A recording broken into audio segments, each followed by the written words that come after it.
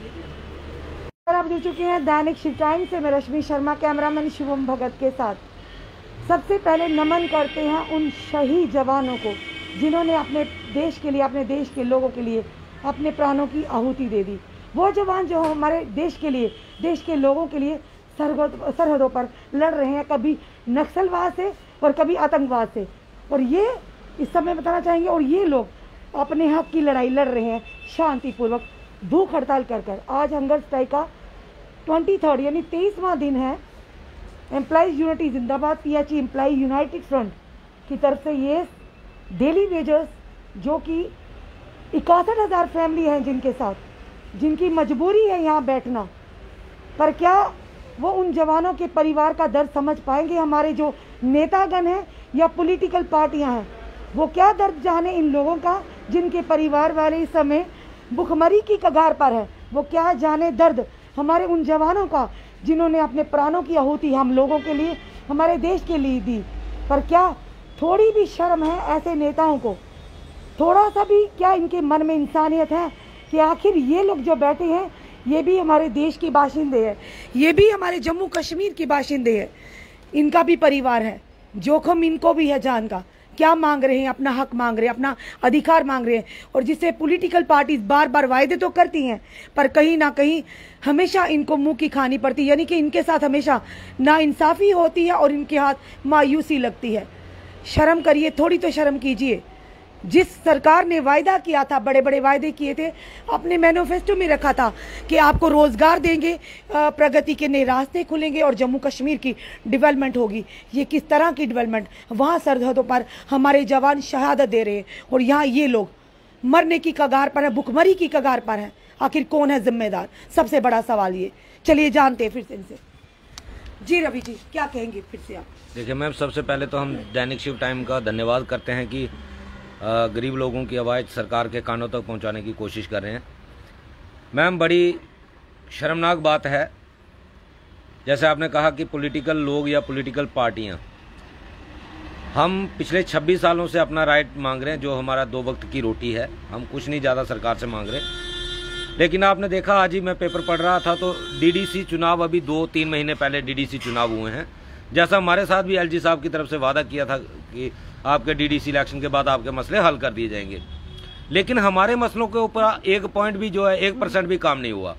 लेकिन उन्होंने DDC members ने 1 दिन धरना दिया, आज उनका सारा प्रोटोकॉल चेंज हो गया। आप देखेंगे कि पॉलिटिकल सेटअप, जो लोग पॉलिटिकल लाइन में जुड़े हुए हैं, उनका विकास धड़ल्ले से हो रहा है, खूब विकास हो रहा है उनका। जहां जम्मू कश्मीर में 28,000 रुपये MLA की सैलरी होती थी 2014 तक, आज आप देखें 2.5 लाख रुपये MLA की सैलरी है।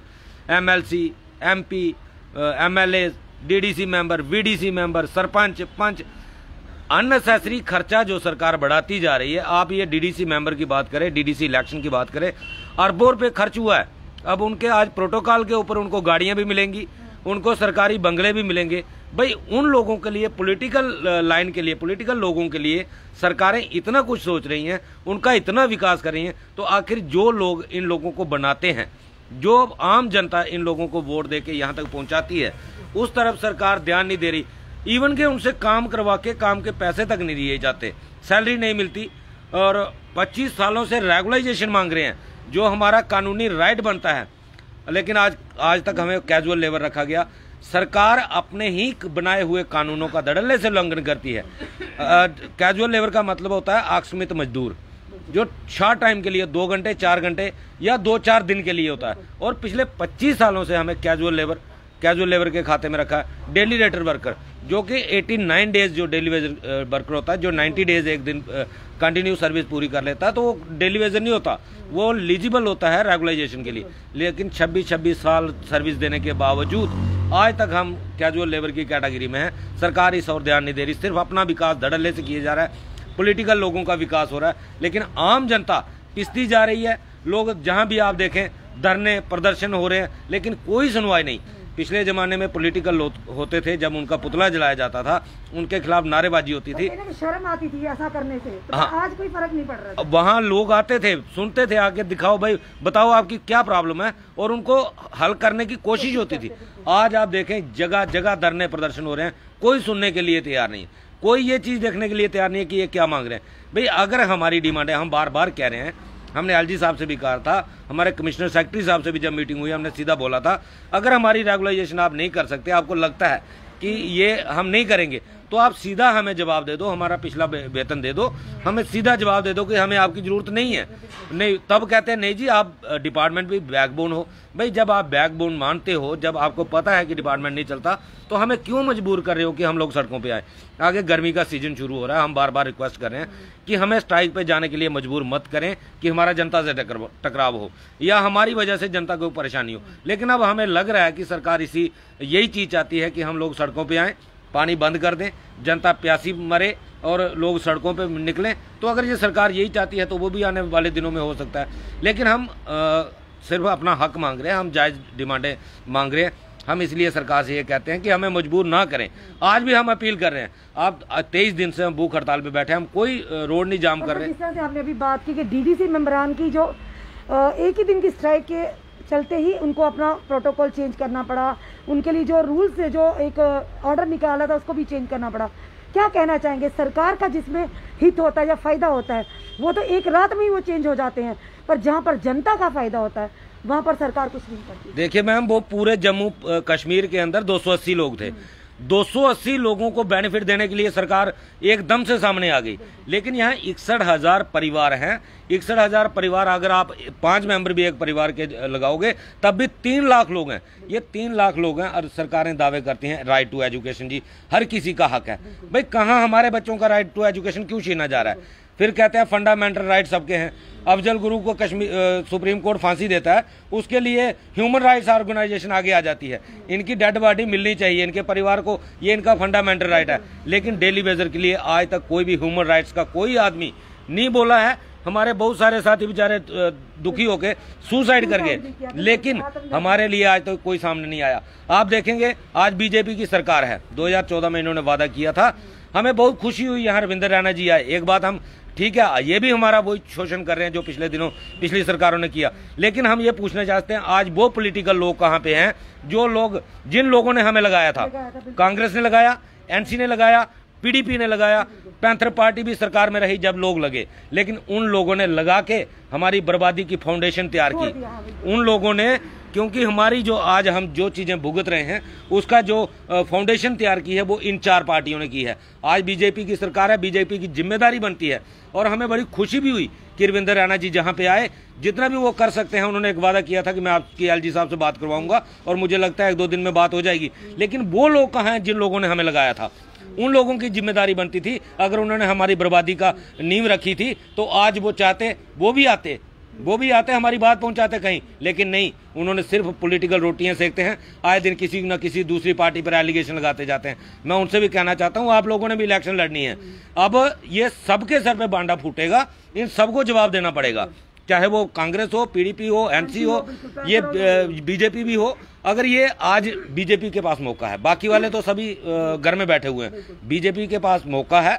हम बीजेपी वालों से यही रिक्वेस्ट करते हैं, भाजपा की तो कुछ ना कुछ करना तो बनता ही है। इसीलिए हम कह रहे हैं आज आपकी जिम्मेदारी है, चाहे आपको पिछली सरकारों ने गलत किया या जिसने भी किया, आपकी जिम्मेदारी बनती है। आप अपनी जिम्मेदारी से भाग नहीं सकते। अगर आज आप अपनी जिम्मेदारियों से भागेंगे तो कल ये जनता आपसे भाग जाएगी। इसलिए मौका है, अभी भी हमें मजबूर ना करें। जब सड़कों पे जनता परेशान होगी तो उसका कहीं ना कहीं नुकसान आप लोगों को भी उठाना पड़ेगा। मैं हुशियार सिंह, जियां तुसें प्रोग्राम शुरू करने को पहले नौजवानों का जिक्र किया, ये पिछले दिनें 4-5 दिन पहले गै शायद ये केस होया जोदे च साढ़े कोई 20-22 के करीब जवान शहीद होए। अस सारे डेली वेजर उन्हें जवानें गी सल्यूट करने, जेडे जख्मी ने उनकी भगवान अगे प्रार्थना करने पर जल्द स्वस्थ होन। ते एक राकेश सिंह मनास ने जेडे बेचारे लापता ने, माता रानी उन्हें भी जल्दी अपने परिजन कन्नै मिला। एक वो जवान जेडी अपना बलिदान देआ दे बार्डरें पर, एक ये जवान जेडे 61,000 डेली वेजर बगैर पैसे दे, बगैर तनखाही दे, दिन रात सर्दी ते गर्मी च, पहाड़ी एरिए ते बर्फ एरिया भी ते मैदानी एरिए च भी निस्वार्थ सेवा देआ दे, क्योंकि कोई भी टाइम दी नहीं वेजेस नहीं मिलती। ये लड़ाई अज 25 सालें की लड़ाई बेचारे लड़ते आए ने ताकि इन्हें अपना हक मिली सकै। मगर गौरमेंट आए दिन सिर्फ वोट बैंक की राजनीति साढ़े नाल खेडदी आईयां। उन्हें खूब अपना विकास कर लिया। ये जेड़ा भी डेली 61,000 डेली वेजर है, ये बेचारा दर बदर की जिंदगी खज्जल होवा, इंदे बच्चे की जिंदगी भी खराब हुई तो इंदी अपनी भी। हूँ असें थोड़े दिन कोई 23 दिन पहले का ये चैन हंगर स्ट्राइक का स्टैप उठाए दा, जेड़ा असें लास्ट वार्निंग है गौरमेंट की साड़ी तरफा, क्योंकि टाइम रौंदे गै साड़ी जेहड़ियां डिमांडां त्रै न, रेगुलेशन पॉलिसी तो 6-6 साल का साढ़ा पेंडिंग वेजेज है, प्लस मिनी वेज एक्ट है जेड़ा 370 टुटने के बाद ड्यूटी के तहत कोई लागू होंदा है। मगर ये अजे भी साढ़े ने राजनीति होई दी, पुरानी सरकारें भी की, प्लस जी प्रेजेंट प्रशासन है वह भी साढ़े ने राजनीति करा दा, चाहे वह LG साहब ने। उन्हें आए दिन पहले साड़ी नैगोशिएशन उन्हें सानू आश्वस्त किया हा भाई जेहड़ियां भी तुंदी जायज डिमांडां उन्हें फुलफिल किया जाए, मगर वो नैगोशिएशन होए अज 4 या 6 महीने को उपर टाइम हुई है। अस अजे भी परेशान लोग, नवीं क्लासां शुरू, बच्चे नवीं क्लासें भेजे आदे, एडमिशन की जरूरत, बुक्स की जरूरत तो होर बच्चों के खर्चे, मगर प्रशासन जिधर बेनीफिट मिले उधर झुकाव होंदा, जिथे उन्हें अजे कोई पता इलैक्शन नहीं हुआ दी, इनका कोई इस्तेमाल नहीं किया जाई सकदा तो सानू मरने पर छोड़े दा था। मगर तुंदे माध्यम कन्नै अस एकड़ी गल चेताई देना चाहते हैं भाई अस ज़्यादा कोला ज़्यादा 2 या 4 दिन दिखना भाई LG साहब साडे नाल गल करन ते टकराव वाली नीति नहीं अपनान, नहीं तो मजबूर ने सानू ये रोड पानी बंद करने वाला स्टैप चुकने पौना। गर्मी के दिन तो जिन्नी परेशानी हो आम जनता ही ਉਹਦੇ ਵਿੱਚ ਸਾਡੇ ਭਰਾ ਭੈਣ बंधु भी बेच के रौने वाले, अस वो चीज़ बर्दाश्त करगे। मगर गौरमेंट की इस चीज़ का पता लगी आ भाई इंदे ना धोखेबाजी बर्दाश्त नहीं होने वाली। शुक्रिया, जय। दर्शकों, लगातार हमने आपको यहाँ के विजुअल बताए, आज 23 दिन से लगातार ये डेली वेजर्स अपनी मांगों को लेकर दूर दराज से भी लोग आए हैं, यहाँ पर बैठे हुए हैं। क्या मांग रहे हैं? कुछ नहीं मांग रहे, ना कोई कुर्सी मांग रहे, ना कोई ओहदा मांग रहे, ये वो मांग रहे जो इनका जायज़ हक है, यानी कि मिनिमम वेजेस एक्ट और इनका पेंडिंग वेतन। और साथ ही साथ जो वायदा किया गया था, केंद्र में इस समय भाजपा सरकार है, उनकी मैनिफेस्टो में रखा गया था कि सबसे पहले केंद्र में आते हमारी सरकार बनते ही इनके मसले को हल किया जाएगा।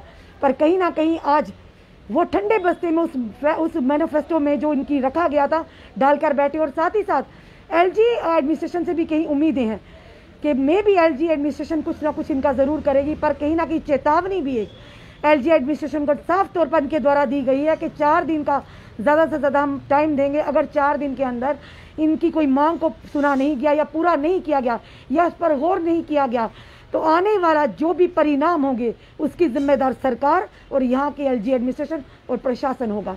चलिए देखते हैं ये 4 दिन, यानी कि काउंट डाउन स्टार्ट हो चुका है कि मे भी LG गवर्नर LG साहब तक ये बात पहुँचे, इन गरीबों की आवाज़ पहुँचे। बार बार हम यही कहते हैं कि ये वो लोग हैं जब हम अपने घरों में सोते हैं, ये गर्मी हो ठंड हो, कड़ाके की ठंड हो, कड़ाके की गर्मी हो, ये हमारे घरों तक पानी पहुंचाते हैं। और पानी आप खुद समझ सकते हैं हर एक इंसान की ज़िंदगी के लिए कितना ज़रूरी है। फिर क्यों इन लोगों के साथ ऐसा हो रहा है? एक तरफ बात करते हैं सबके साथ और सबके विकास की, ये विकास हो रहा है बेटी बचाओ बेटी पढ़ाओ। जब इनकी जेब में पैसा ही नहीं होगा कहाँ से बेटी को बचाएंगे तो सही, पर पढ़ाकर एक अच्छा मुस्तकबिल कैसे दे पाएंगे? ये बड़ा सवाल है हमारी यहाँ की सरकार और प्रशासन के लिए। जुड़े रहिए ऐसे हमारे साथ अगले अपडेट के लिए। जय हिंद, जय भारत।